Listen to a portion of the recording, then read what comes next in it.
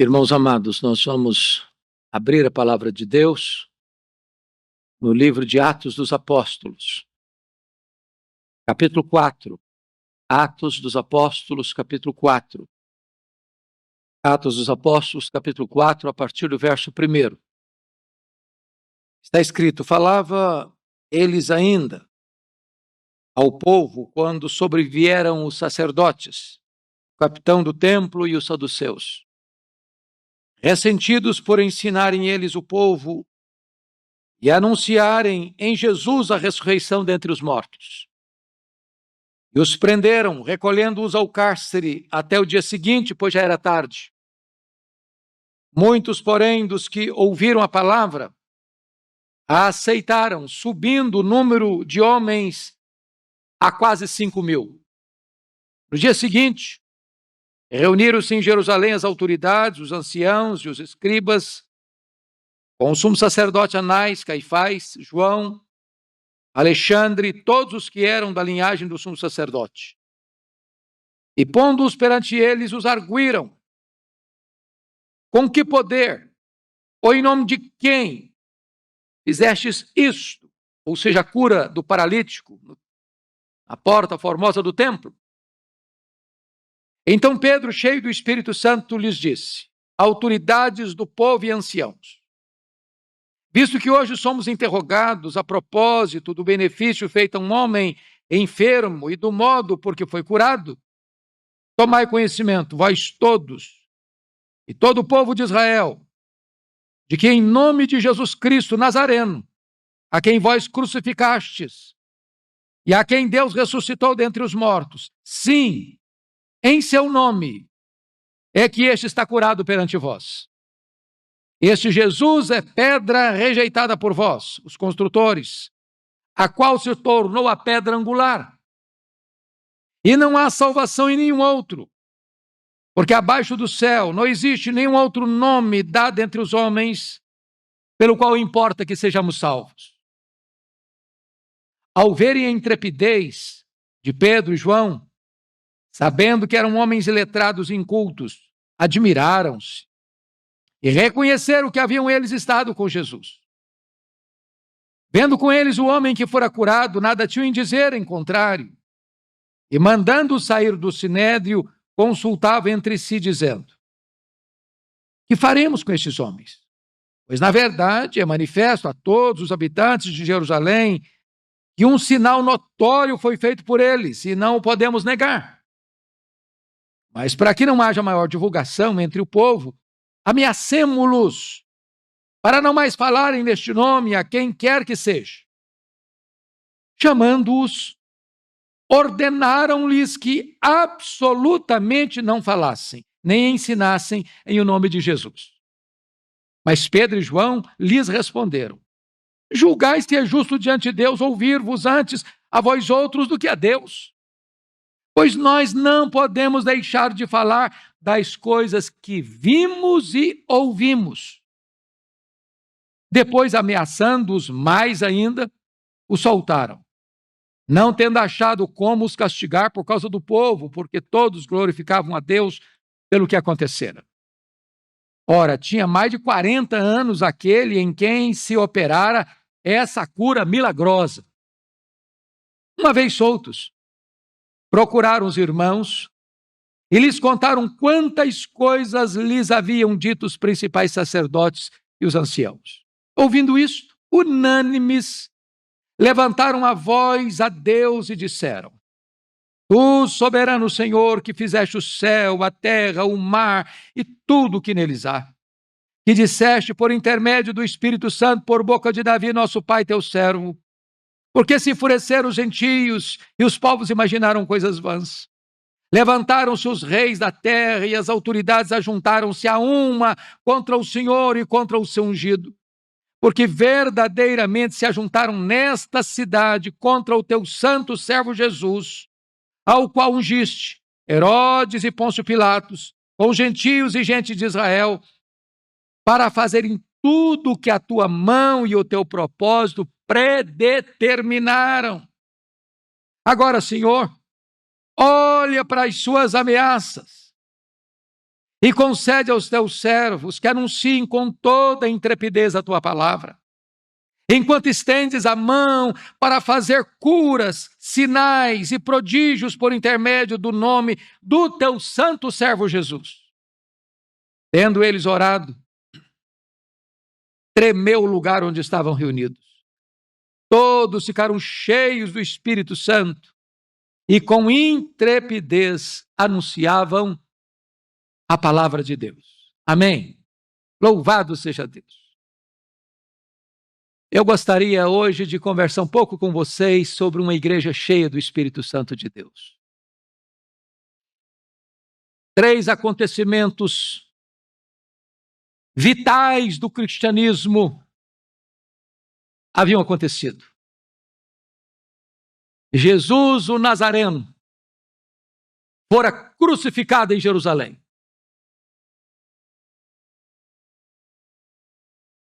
Três dias depois, Jesus, o Nazareno, rompeu os grilhões da morte e ressuscitou dentre os mortos, inaugurando a imortalidade. E depois de permanecer 40 dias falando sobre o reino de Deus com os seus discípulos, retornando aos céus, cumpriu a promessa e derramou o Espírito Santo sobre a igreja no dia de Pentecostes. Certamente o Pentecostes foi uma espécie de grande divisor de águas na vida da igreja. Antes do Pentecostes, os discípulos estavam trancados, com medo. Agora eles estão trancados por falta de medo. Antes do Pentecostes, e antes de eles serem revestidos com o poder do Espírito Santo, eles estavam transtornados. Agora é o mundo que está transtornado por causa da presença deles. Antes do Pentecostes, eles tinham Espírito. Jesus havia soprado sobre eles o Espírito. Mas agora, o Espírito Santo os tem. Antes eles tinham um espírito residente, agora eles têm um espírito presidente. Antes o Espírito estava neles, agora o Espírito Santo está sobre eles. Quando o Espírito Santo veio de forma audível. Diz a Escritura, como que num vento impetuoso. Veio de forma visível, em línguas como de fogo. Desceu de forma soberana e misteriosa. E diz a Escritura que as multidões que estavam em Jerusalém se ajuntaram para ver o que estava acontecendo. Uns olharam para aquela cena com ceticismo, o que quer isso dizer? Outros olharam com preconceito, são galileus. Outros olharam com zombaria, estão bêbados. Mas diz a Bíblia que Pedro, cheio do Espírito Santo, se levantou e explicou para aquela multidão: não estão bêbados não, é 9h da manhã, o que está acontecendo aqui é o que prometera Joel, que o Senhor nos últimos dias derramaria do seu Espírito sobre toda a carne.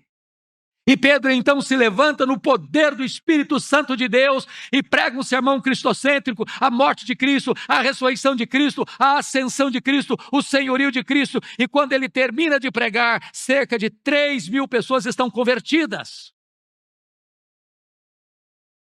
Agora diz o texto bíblico que às 3h da tarde, como de costume, Pedro e João vão ao templo para orar. E na porta, na entrada do templo, havia um paralítico de nascença, com mais de 40 anos, olhando para Pedro e João, aguardando uma esmola. E Pedro e João disseram para ele: olha para nós. Agora diz a Bíblia que Pedro, aquele a quem Deus conceder o dom da cura, diz para ele: eu não tenho prata, eu não tenho ouro, mas aquilo que eu tenho, isso eu te dou. Em nome de Jesus, o Nazareno, levanta e anda. E o paralítico se levantou. Isso foi um abalo na cidade de Jerusalém, notório milagre, público milagre. Não tinha como negar os fatos.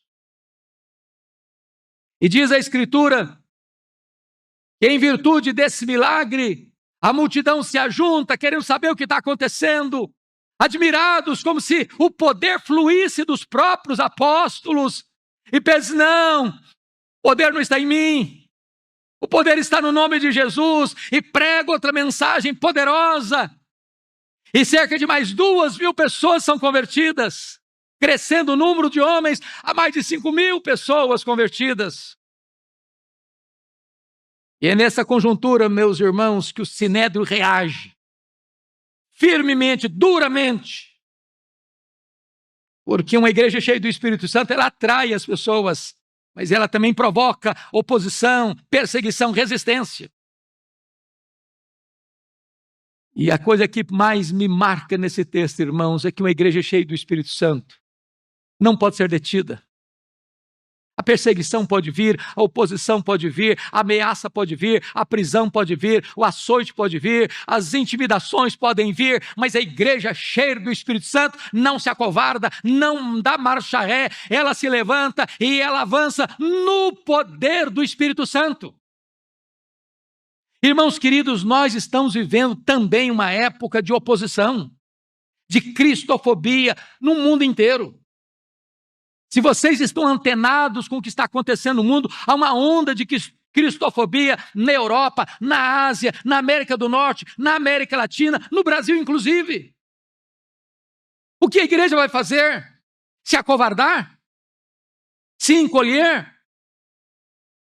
Pois uma igreja cheia do Espírito Santo não pede para que a perseguição cesse, não pede para que o sofrimento acabe, ela pede a autoridade, ela pede a intrepidez, ela pede a poder para abrir a boca e dar testemunho do nome de Jesus. E eu gostaria então de, à luz desse texto, ver com os irmãos o que é uma igreja cheia do Espírito Santo de Deus. Em primeiro lugar, uma igreja cheia do Espírito Santo de Deus, meus irmãos, é uma igreja que triunfa nas adversidades. Preste atenção nisso. A igreja de Deus nunca se enfraqueceu na crise. Nunca.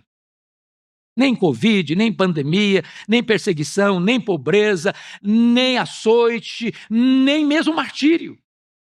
A igreja avança, é na crise. É quando o mundo se hostiliza à igreja, é quando o mundo acua a igreja, é quando o mundo persegue a igreja, é que a igreja avança ainda mais. Então, como é que é esta igreja que triunfa sobre as adversidades? Primeiro, olha comigo, que ela glorifica Jesus na perseguição. Versículo 10. Vejam vocês comigo. Porque a pergunta que foi feita no verso 7, com que poder ou em nome de quem fizestes isto? Essa é a pergunta. E talvez se os discípulos não estivessem antenados com o propósito de Deus, eles poderiam capitalizar para eles, bom, é que na verdade nós somos alguém muito especial. Nós somos uma liderança diferenciada. Na verdade, nós temos poder. Mas eles não exaltaram o nome deles. Eles não capitalizaram para eles. Eles não se exaltaram. Eles não promoveram eles mesmos. Mas está escrito no verso 8, então Pedro, cheio do Espírito Santo, lhes disse, autoridades do povo e anciãos, visto que hoje somos interrogados a propósito do benefício feito a um homem enfermo, de modo que foi curado, tomai conhecimento vós todos e todo o povo de Israel, que em nome de Jesus Cristo Nazareno, a quem vós crucificaste e a quem Deus ressuscitou dentre os mortos, sim, em seu nome que esse está curado perante vós.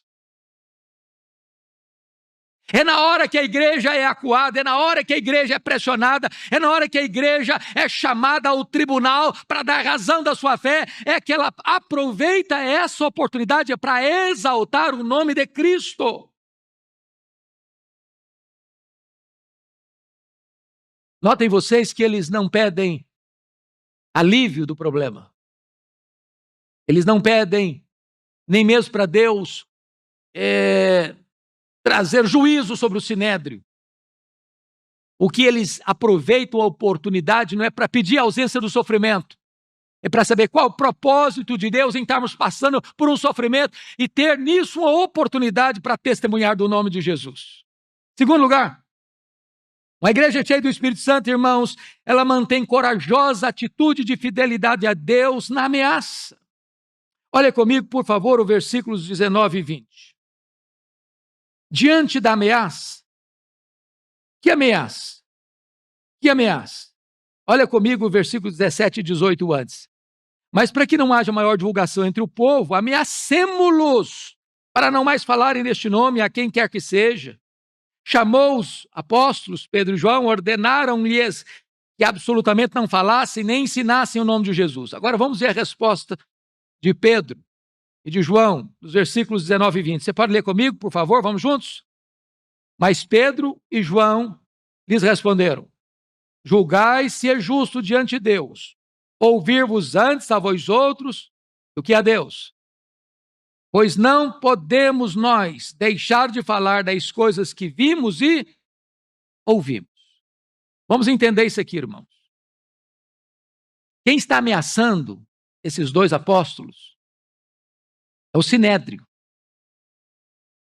composto de 71 membros. Foi exatamente o grupo que, dias antes, tinha crucificado a Jesus. De homens que têm poder na mão. De homens que não têm nenhum escrúpulo em se unirem às autoridades romanas para alcançar os seus interesses. De homens que poderiam levá-los ao mesmo destino que Jesus havia sido levado, serem crucificados. Mas eles não estão com medo. E a resposta deles é o seguinte: nós vimos, nós ouvimos, nós somos testemunhas, nós vimos o que ele fez, os cegos viram, os coxos andaram, os surdos ouviram, os mudos falaram, os leprosos foram purificados, os mortos ressuscitaram, nós vimos, nós ouvimos, nós somos testemunhas do que ele fez, e nós não podemos calar, nós não podemos calar.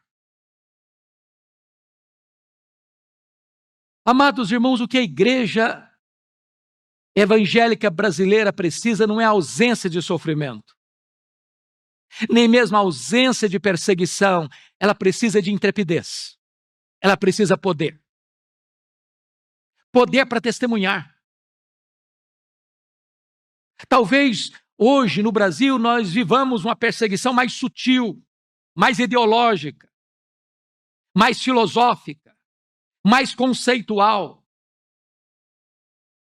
Talvez essa seja mais perigosa. Talvez essa é aquela que alcance resultados mais nefastos para o avanço da igreja. Quando muitos cristãos tentam dialogar com o mundo, tentam aparentar-se com o mundo, tentam fazer alianças com o mundo, tentam ser amigos do mundo, tentam se acovardar. E é necessário que a igreja tenha intrepidez, e intrepidez quem dá é o Espírito Santo de Deus. Disseram acerca de John Knox, o pai do presbiterianismo lá da Escócia: esse homem teme tanto a Deus, que ele não tem medo de homem nenhum. Foi esse o comportamento dos mártires do cristianismo. Quando os algozes de Perpétua, o carrasco, a intimidava na arena da morte, ela respondeu com bravura: viva, eu te vencerei, morta, vencer-te-ei ainda mais. Não tinham medo. O diabo é sempre sutil. Na hora da pressão, ele vai dizer para você: vamos cá, senta à mesa, vamos negociar. Cuidado, você vai perder essa oportunidade. Se você não der propina, você vai perder esse negócio. Se você não seguir a filosofia da empresa, mesmo contra a sua consciência, você vai perder seu trabalho. Se você não ceder, você vai ser prejudicado. E o diabo, com as suas sutilezas, quer negociar, quer levar a igreja a se acovardar, mas esses homens estão nos ensinando, não dá para você parar, não dá para você silenciar, porque você viu, porque você ouviu, porque você é testemunha de quem é Jesus. Mas em terceiro lugar, irmãos, uma igreja cheia do Espírito Santo é uma igreja que busca a companhia dos irmãos nos tempos de tribulação. Dê uma olhadinha comigo no verso 23, por favor. Pode ler comigo? Vamos juntos? Uma vez, soltos, procuraram os irmãos. Eles contaram quantas coisas lhes haviam dito os principais sacerdotes e os anciãos. Vamos entender, irmãos, um ponto importante aqui. A comunhão da igreja é vital para a saúde espiritual dos membros, cada um de per si. A igreja é uma espécie de sala de emergência do Espírito Santo. É por isso, queridos, que não tem crente desigrejado. É por isso que quem se afasta da comunhão da igreja é como a brasa que se afasta do braseiro, começa a cobrir-se de cinzas. É por isso que você e eu, semana após semana, saímos da nossa casa, um dia, talvez com vigor, com ânimo, com saúde, com entusiasmo. Tem dia que você vem e vem na força do poder de Deus, que você está enfraquecido, mas você vem. E você vem porque você entende que a comunhão da igreja é necessária. Na hora da crise, não é hora de sair da igreja, não. Na hora da crise, não é hora de se ausentar da igreja, não. Na hora da crise, é hora que você precisa procurar a comunhão dos santos, porque é aqui que você encontra ânimo, força, palavra de Deus, orientação para a sua jornada. Eu não sei como é que está você que está aí nos assistindo em casa. A pergunta é por que você não vem? Por que você continua tão distante? Meu amado irmão, a casa de Deus é o lugar onde o povo de Deus se reúne, e onde o povo de Deus se reúne, ali a face de Deus está presente, ali a glória de Deus se manifesta, aí você escuta uma palavra para encher o seu coração de entusiasmo. Quarto lugar, uma igreja cheia do Espírito Santo, irmãos, é uma igreja que busca o Deus Todo-Poderoso em oração. Olha comigo, por favor, o verso 24. Verso 24, por favor.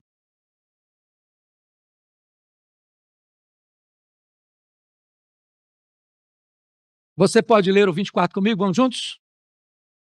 Ouvindo isto, unânimes, levantaram a voz a Deus e disseram: Tu, soberano Senhor, que fizeste o céu, a terra, o mar e tudo que neles há. Amados irmãos,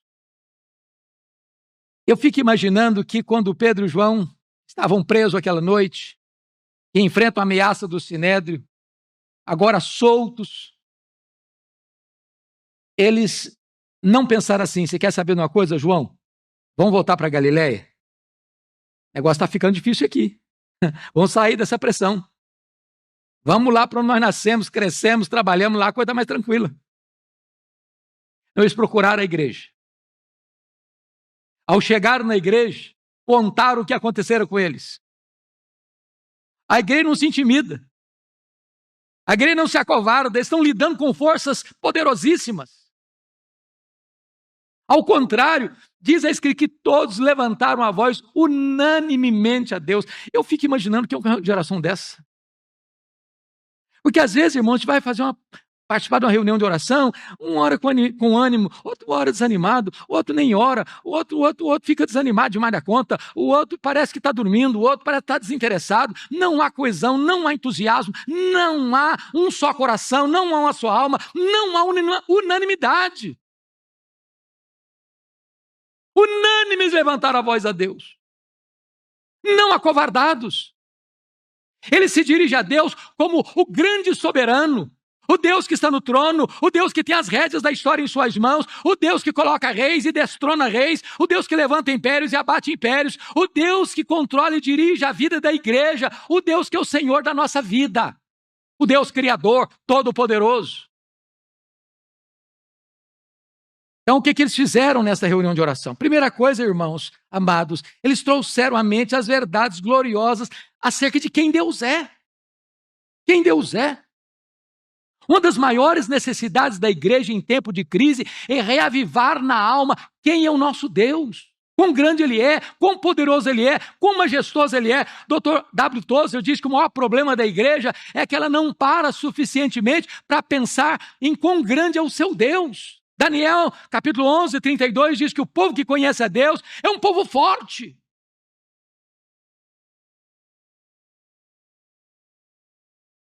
Segunda coisa é que eles, notem vocês, eles pediram para Deus olhar para o problema. Olha comigo o versículo de número 29. 29, você pode ler comigo? Vamos lá, 29, juntos? Agora, Senhor, olha para as suas ameaças. Até aqui. Senhor, olha para as suas ameaças. Já que eles sabem que Deus é soberano, então dizem, Senhor, então o Senhor toma conta desse negócio aí.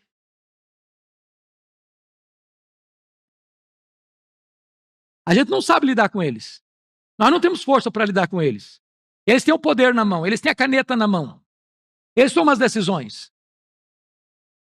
Então, Deus, o Senhor que é soberano, o Senhor que manda em tudo, olha para isso que está acontecendo. Toma a nossa causa. Entregamos nas suas mãos essas pessoas que nos ameaçam. E eu acho bonito que eles não chegam com arrogância, ordenando, decretando, dando ordens. Não. Senhor, olha para a ameaça deles. Terceiro, veja comigo ainda o verso 29, que eles não pediram o cessamento da perseguição e nem do sofrimento. Olha o que eles pedem mais no verso 29 comigo, por gentileza.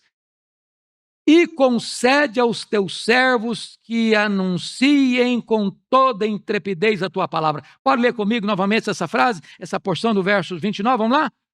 E concede aos teus servos que anunciem com toda intrepidez a tua palavra. Louvado seja Deus. Como é que tem sido as nossas orações? Senhor, nos livra do sofrimento.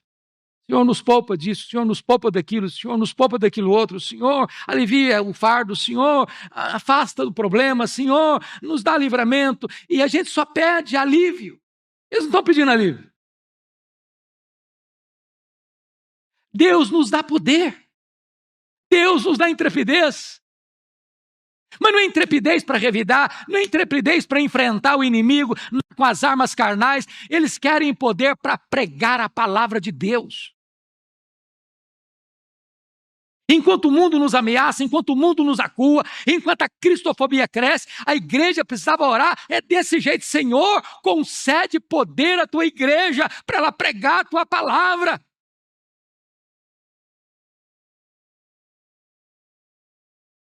O que acontece? Diz que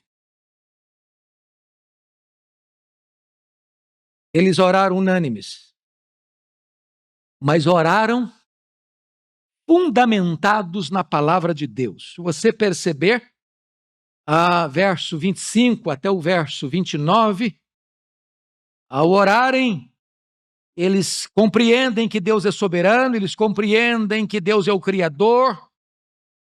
E a partir do verso 25, eles começam a citar o Salmo 2. E se você ainda não leu o Salmo 2, não parou nele, não meditou nele, não compreendeu a mensagem dele, é um texto messiânico. É o texto em que os povos, que os reis, que os poderosos da terra conspiram, urdem, tramam contra Deus, como se pudessem anular a obra de Deus. E diz o texto que Deus lá no céu está olhando para esses homens poderosos, do ponto de vista político, econômico, militar, e Deus ri deles, ri deles. Onde estão os grandes impérios? Onde está a Síria? Onde está a Babilônia? Onde está o Império Medo-Persa? Onde está o Império Grego? Onde está o Império Romano? Onde estão os poderosos deste mundo? Deus ri deles e os derruba do trono. Quando a igreja ora, ela compreende uma verdade. Quem dirige o mundo, quem dirige a história, quem está sentado no trono, nós não dependemos, meus irmãos, dos órgãos internacionais, dos acordos internacionais, dos políticos de Brasília, das grandes agências poderosas deste mundo. Quem governa a igreja é o Deus vivo que está no trono, louvado seja Deus.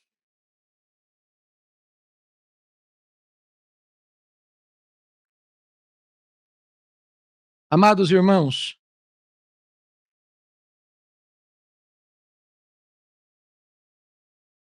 outra coisa marcante desse texto é que a igreja é cheia do Espírito Santo, que ora, é uma igreja que anuncia a palavra com poder e não uma mensagem sem vida.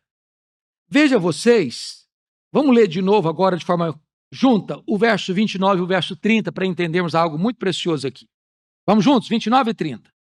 Agora, Senhor, olha para suas ameaças e concede aos teus servos que anunciem com toda intrepidez a tua palavra, enquanto estendes a mão para fazer curas, sinais e prodígios por intermédio do nome do teu santo servo Jesus.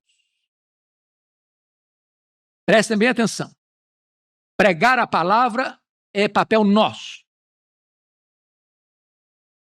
Mas fazer milagres, curas, prodígios, sinais,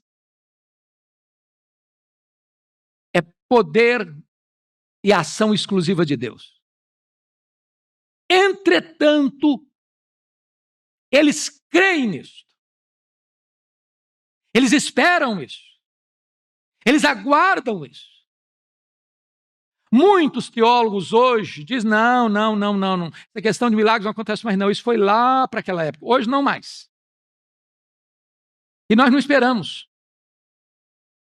E nós não aguardamos. E nós não oramos mais por isso. Pois a igreja de Deus, meus irmãos, avançou ao longo dos tempos, pregando a palavra com intrepidez e aguardando de Deus os seus sinais, as suas maravilhas. Porque Deus faz. Porque Deus realiza.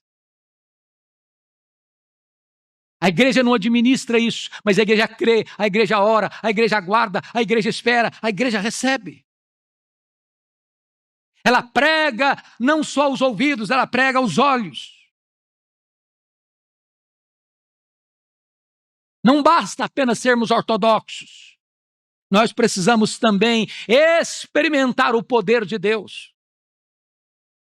Mas eu queria concluir com o último ponto, que uma igreja cheia do Espírito Santo, irmãos, é uma igreja que experimenta as extraordinárias intervenções de Deus. Em primeiro lugar, ela recebe uma qualidade de vida superlativa. Olha comigo o versículo 13, por gentileza.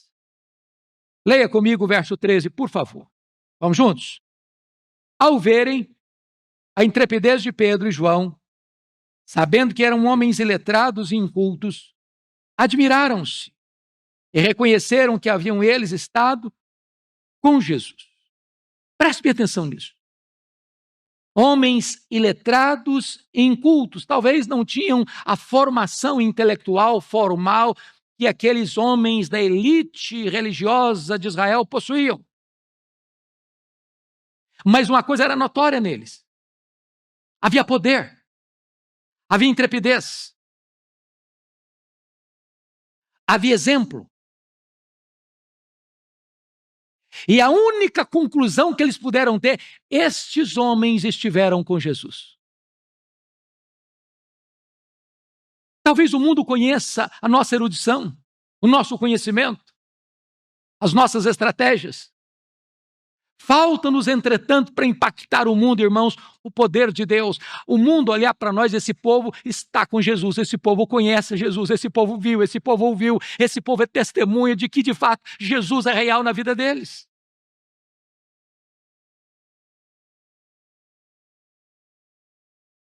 Segundo lugar, uma igreja cheia do Espírito Santo produz um impacto inquestionável. Confira comigo, por favor, os versos 16, 14 e 16. Vamos ler primeiro o versículo 14. Vamos juntos? Vendo com eles o homem que fora curado, nada tinham que dizer em contrário. Agora o verso 16. Dizendo, que faremos com estes homens? Pois, na verdade, é manifesto a todos os habitantes de Jerusalém que um sinal notório foi feito por eles e não podemos negar. Amados irmãos, não tem como você refutar um fato. Um fato. O cristianismo é a religião dos fatos. O bêbado está lúcido. O traficante é missionário. Aquele que espancava os filhos, agora cuida deles. Aquele que era um larápio, agora é um homem honesto, íntegro. Aquele que estava mergulhado na feitiçaria, agora prega o evangelho da graça. Aquele que estava doente foi curado. Estava escravo, foi liberto. São fatos. O primeiro livro evangélico, pastor Ival, que eu li na vida, foi Ateu Já Era.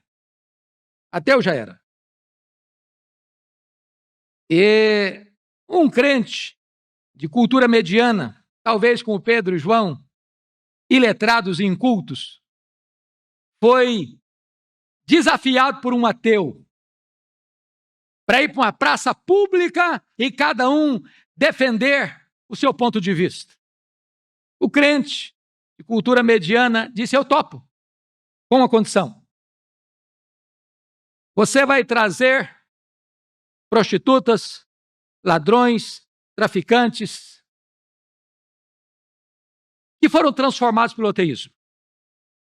E eu vou trazer um séquito de gente bêbada, traficante, drogado, ladrão, assassino, transformado pelo evangelho. Vamos compor então nosso auditório. Topado o desafio.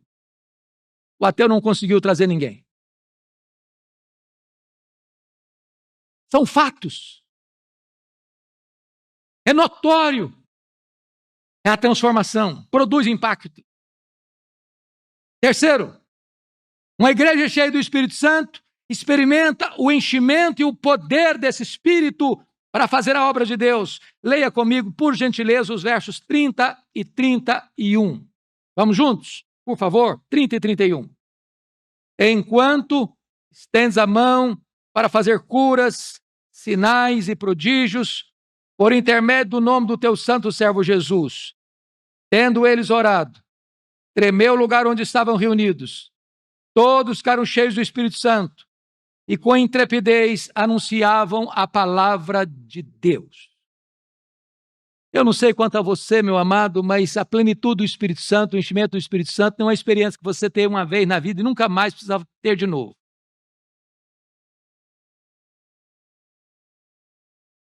Se você encontrar na Escritura, no capítulo 2, versículo 4 de Atos, todos ficaram cheios do Espírito Santo.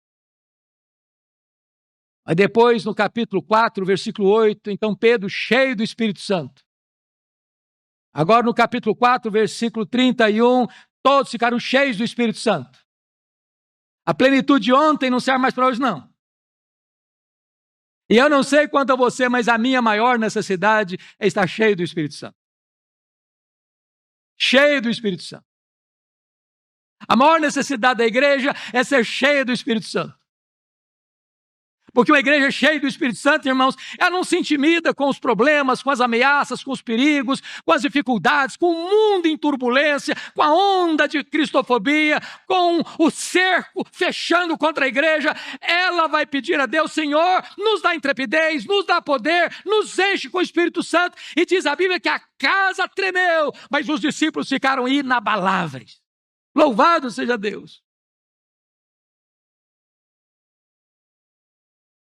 Finalmente, uma igreja cheia do Espírito Santo é uma igreja aberta para ver os prodígios realizados pelo Senhor Jesus Cristo, conforme está escrito com toda clareza aí.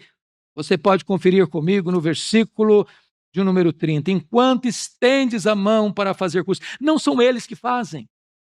grande problema hoje, irmãos, é que muita gente está comercializando milagres, vendendo milagres, ludibriando milagres, fazendo coisas completamente estranhas à palavra de Deus, dizendo que isso é milagre, com coisas completamente místicas e sincréticas, dizendo que é milagre. Não, nós não queremos esse milagre forjado, fabricado, falsificado, para enaltecer o homem, para comercialização da fé, mas nós cremos que o nosso Deus é o mesmo, Ele não se aposentou, Ele não perdeu o seu poder, Ele não está numa cadeira de balanço, Ele está no trono e Ele faz quando Ele quer, do jeito que Ele quer, com quem Ele quiser, para a glória do seu próprio nome. E cabe a você pedir a Deus para fazer, e Ele faz. E Ele faz.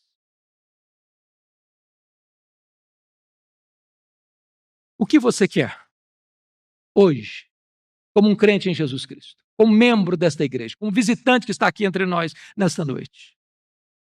Você reconhece que você precisa ser cheio do Espírito Santo? Você quer isso para a sua vida? Você quer que a igreja seja cheia do Espírito Santo nos tempos de tantos desafios que nós estamos vivendo hoje? Eu gostaria que nós orássemos sobre isso, então. Precisamos do Espírito Santo. Eu preciso do Espírito Santo. Eu dependo do Espírito Santo. Quando Charles Haddon Spurgeon ia pregar na igreja, na sua igreja, o púlpito ficava num lugar mais elevado, que não tinha o serviço de som que nós temos. Eram 15 degraus. Cada degrau ele ia dizendo: eu creio no Espírito Santo, eu creio no Espírito Santo, eu creio no Espírito Santo. Quando o missionário presbiteriano John Hyde foi para a Índia, ainda no navio ele recebeu um telegrama. E fizeram uma pergunta para ele: John Hyde, você está indo para a Índia, mas você está cheio do Espírito Santo?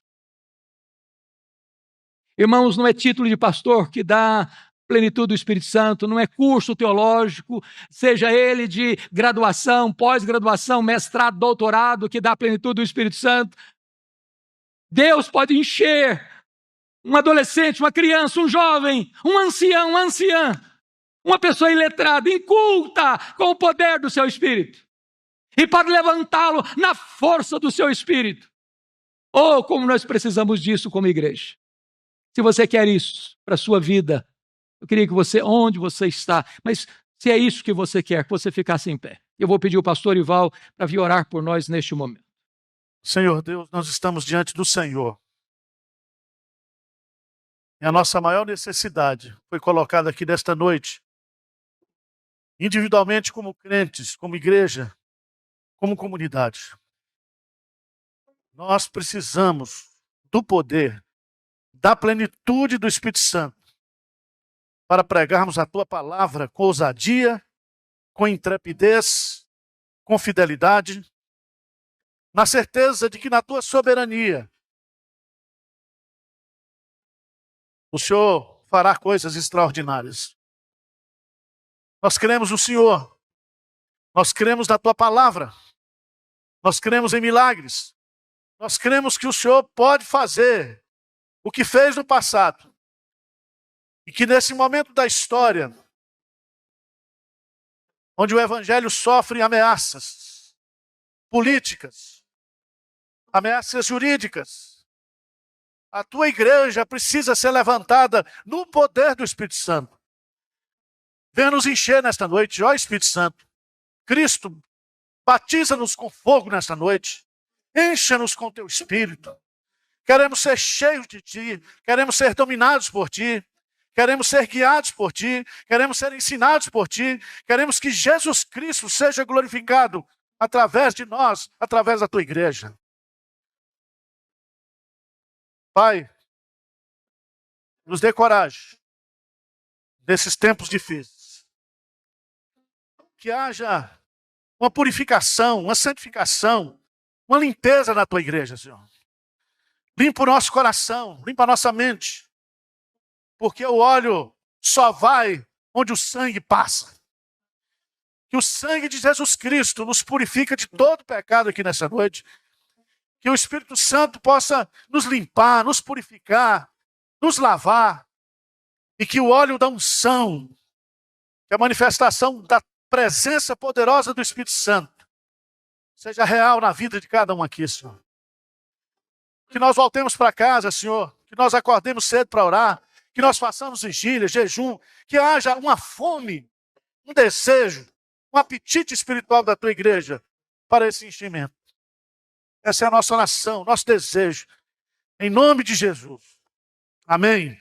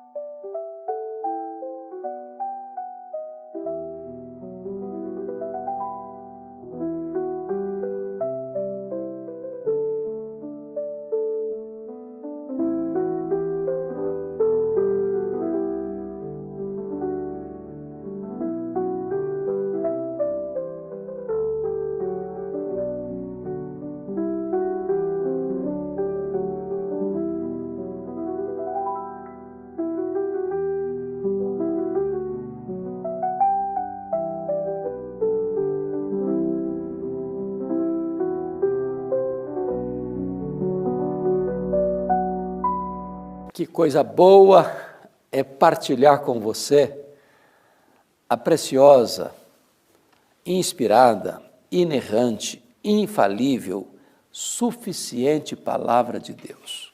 E hoje eu quero conversar sobre o tema Olhando para a Vida na Perspectiva de Deus. Vamos basear esta mensagem em Filipenses 1:12. Vamos ouvir a leitura desse texto. Numa perspectiva enviesada, que distorce o foco e nós corremos o risco de pegar uma trilha errada, de tomar decisões erradas, de falar de forma errada, de agir de forma errada, de reagir de forma errada. Às vezes nós vivemos a vida seguindo a opinião dos outros. E o vento bate para lá, a gente vai para lá, o vento bate para cá, a gente vai para cá. E ficamos confusos, perdidos, no cipoal das opiniões. Ou, às vezes, as pessoas vivem a vida pautados por uma ideologia, seja ela qual for. Há muitas perigosas que podem levar você à destruição. Ideologias que capturam a sua mente, endurecem o seu coração e colocam os seus pés na estrada escorregadia do desastre, do opróbrio e da morte. Hoje eu quero conversar com você sobre olhar para a vida na perspectiva de Deus. E quero trazer à sua memória esclarecida o exemplo do apóstolo Paulo. Paulo tinha um grande desejo na vida, que era visitar a cidade de Roma. Ele era um missionário, já tinha percorrido as províncias do Império Romano, na Galácia, na Macedônia, na Caia, na Ásia Menor, mas não conhecia a capital do Império ainda. Já existia uma igreja lá, que não foi ele o plantador. E ele tinha o propósito de visitar aquela igreja, de passar um tempo com aquela igreja, de compartilhar a palavra de Deus com aquela igreja, e ser enviado por aquela igreja à Espanha, que era o último limite do mundo ocidental da época. Ele queria marcar aquela região longínqua com o evangelho da graça de Cristo. Só que o plano dele era ir, e foi, mas não como planejou. Na verdade, ele chega em Roma depois de um naufrágio. Ele chega em Roma depois de ser picado por uma cobra venenosa. Ele chega em Roma algemado e preso. Parece-nos, a princípio, que os seus planos haviam sido frustrados. Não era o que ele tinha planejado. A Bíblia diz que o coração do homem faz planos, mas a resposta certa vem do Senhor. Entretanto, Paulo era aquele tipo de homem que entendia que, se ele estava livre, ele era um missionário em campo aberto. Se ele estava preso, só mudava o campo missionário, ele era embaixador em cadeias. Então, em Filipenses 1,12, ele escreve para a igreja de Filipos, que era sua parceira na obra missionária, dizendo o seguinte: meus irmãos, eu quero que vocês saibam que as coisas que me aconteceram contribuíram para o progresso do Evangelho. Olha que interessante. Ele podia estar lamentando, diz: olha, irmãos, eu planejei uma coisa, não aconteceu. Orem por mim, porque estou muito frustrado, muito triste. Vim parar na cadeia, estou algemado. Meus planos viraram água, ruíram, caíram por terra. Não. Ele olha para a vida na perspectiva da soberania de Deus, porque ele entende que não tem acaso, não tem sorte, não tem azar, não tem determinismo, não tem misticismo, não tem qualquer fator externo que é o elemento determinante da sua vida, mas a mão de Deus, que dirige o seu destino. Então, ele diz para aquela igreja assim: olha, eu quero que vocês saibam disso, que as coisas que me aconteceram contribuíram para o progresso do Evangelho. Você podia até perguntar para ele: o que aconteceu, Paulo, com você? E ele poderia fazer uma síntese da sua própria vida, dizendo: olha, eu fui perseguido depois da minha conversão lá em Damasco. Quando eu cheguei em Jerusalém, eu fui rejeitado. Me levaram de volta para a minha cidade natal, a cidade de Tarso, e eu fiquei mais de 10 anos esquecido lá. Quando eu fui para a primeira viagem missionária, eu fui apedrejado em Listra. Quando eu fui para a segunda viagem missionária, eu fui açoitado em Filipos. Por onde eu passei, enfrentei luta, escorraçado em Tessalônica, enxotado de Bereia, chamado de tagarela em Atenas, chamado de impostor em Corinto. Eu fui para a 3ª viagem missionária e eu enfrentei feras em Éfeso. Eu fui levar uma oferta para os pobres da Judeia e eu fui preso em Jerusalém. Queriam me matar. E eu tive que ser levado para Cesareia. Fiquei 2 anos lá preso, acusado. Tramaram contra mim para me matar, e eu apelei para ser julgado em Roma. Mas quando eu viajei para Roma, enfrentei um naufrágio. Conseguimos chegar numa ilha. O navio despedaçou todo. E aí eu fui picado por uma cobra. Eu cheguei aqui em Roma, preso, algemado. Mas eu quero que vocês saibam que as coisas que me aconteceram têm antes contribuído para o progresso do Evangelho. Esse homem olha a vida na perspectiva da soberania de Deus.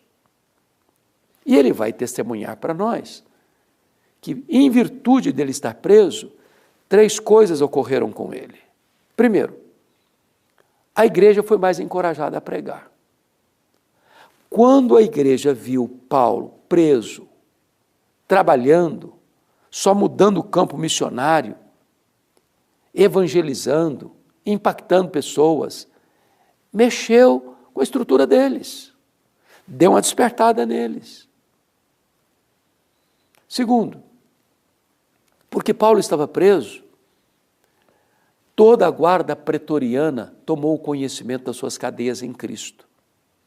A guarda pretoriana era a guarda de elite do imperador romano. Eram os soldados da mais alta patente do império. Eram 16 mil soldados da mais alta capacidade militar.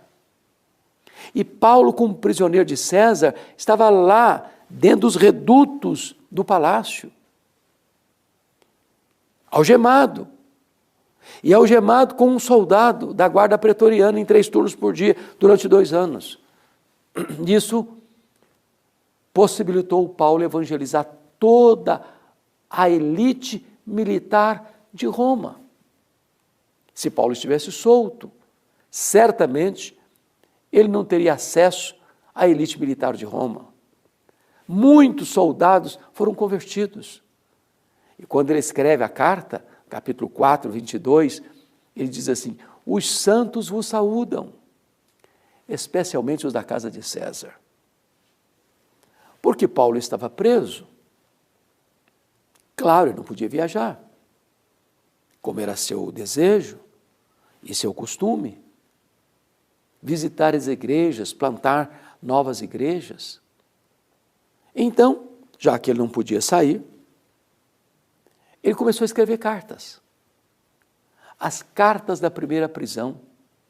Efésios, Filipenses, Colossenses, Filemon. Verdadeiros tesouros, joias, que têm edificado a igreja ao longo dos séculos. Se Paulo estivesse solto, certamente ele não teria escrito essas cartas. Então, lição aprendida. Tem hora que você planeja uma coisa e não acontece. Tem hora que você espera algo e acontece o contrário. Mas às vezes você pensa que Deus perdeu o controle, a sua vida está à deriva. Não. Quando você pensa que a sua vida está de ponta cabeça, Deus pode estar escrevendo o capítulo mais importante da sua história. Olhe para a vida pelas lentes da providência e da soberania de Deus, para que estas circunstâncias, às vezes carrancudas e adversas, não roubem a sua alegria. Por saber que não tem acaso, é a mão de Deus que dirige o nosso destino. Para afirmar, como o próprio Paulo diz, sabemos que todas as coisas cooperam para o bem daqueles que amam a Deus. daqueles que são chamados segundo o seu propósito. Ou entender como Jó: agora eu sei que tudo podes, e nenhum dos teus planos pode ser frustrado. Está na hora de você olhar para a vida